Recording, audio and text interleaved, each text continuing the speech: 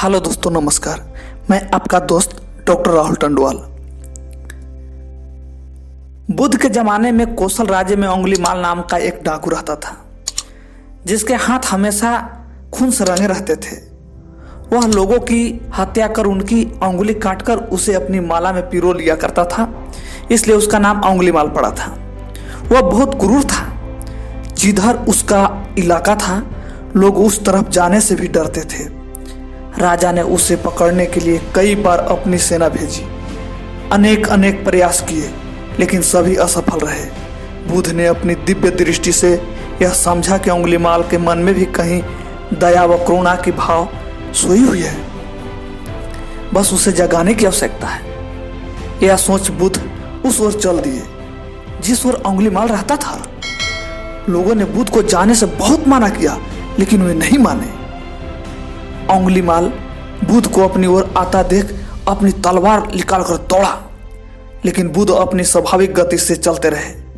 उसने जोर से चिल्लाकर कहा, रुको श्रवण। बुद्ध रुक गए। जब अंगुलीमाल निकट आया तो उन्होंने कहा, मैं तो रुक गया, लेकिन तुम कब रुकेगा? तू भी पाप कर्म से रुक।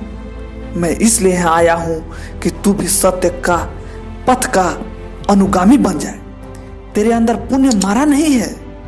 यदि तू इसे अवसर देगा तो यह तेरी काया पलट देगा। बुद्ध की यह बात ओजपूर्ण थी। सुनकर अंगुलीमाल के रोंगटे खड़े हो गए। उस पर बुद्ध के वचनों का बहुत ही अच्छा प्रभाव पड़ा। वह शीतल था, भय, घृणा और प्रतिशोध की भावना से मुक्त था। पहली बार किसी ने उससे इतने मृदु भाव से बात की थी। अंगुलीमाल ने कहा, आखिर मुनि ने मुझे जीत ही लिया। आपकी दिव्य वाणी मुझे हमेशा के लिए पाप विरत होने से कह रही है रुकने के लिए। मैं इस अनुशासन को स्वीकार करने को तैयार हूं। उसने अंगुलीमाल की माला उतार कर फेंक दी, जो अंगुलियों के काट करके बनाया था, और बुद्ध के चरणों में गिर पड़ा।